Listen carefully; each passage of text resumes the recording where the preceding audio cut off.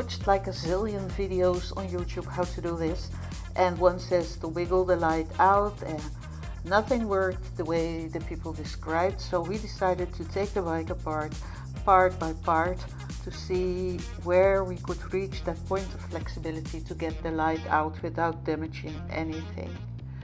And that was quite a puzzle. These are the rubbers.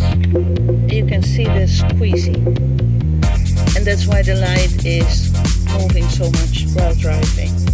We're gonna replace them with harder rubber so that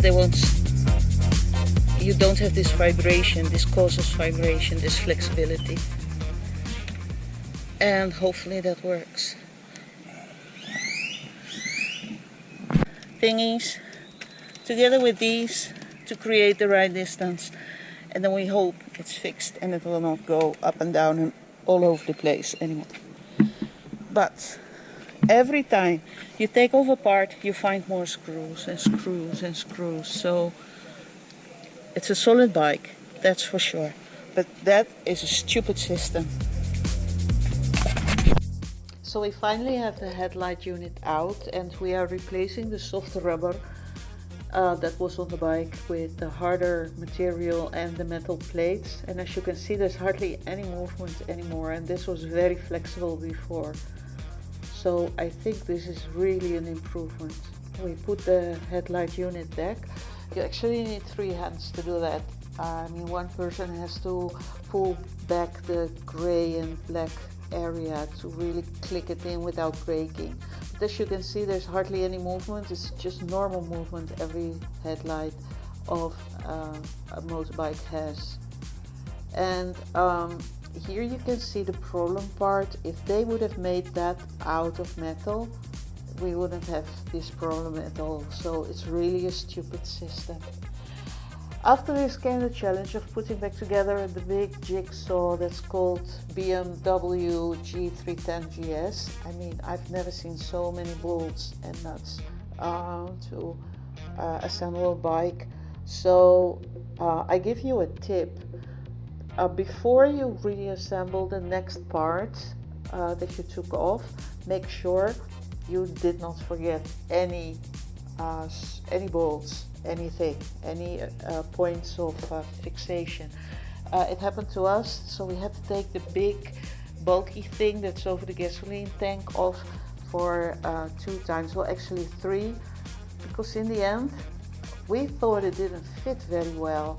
I mean, you never really look at your bike in such detail, and we didn't remember that the inlet for gasoline was sunken. We thought it should be flat, but there's this weird little, well, it's a little higher than the gasoline tank, the plastic stuff that goes around it. So it was actually quite frustrating to get it right.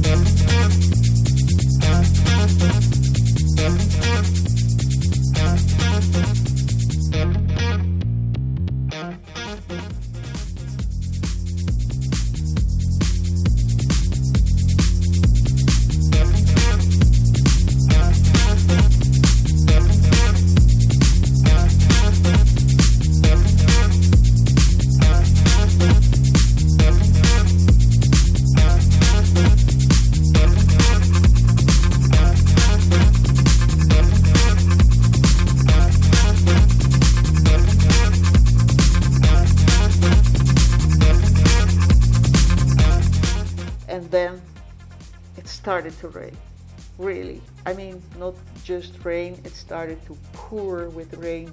So we just covered up and wrapped up and decided to continue the next day, tomorrow. And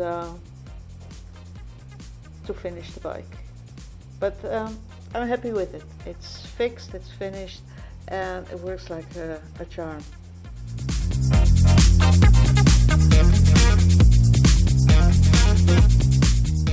All this with special thanks to my son Arnan, who did this. I could have never solved this problem, he did.